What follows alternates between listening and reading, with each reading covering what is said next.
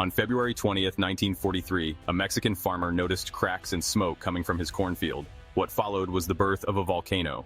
Paricutin formed from a fissure caused by underground volcanic activity, and within 24 hours, the volcano had grown to about 50 feet tall, shocking nearby villagers.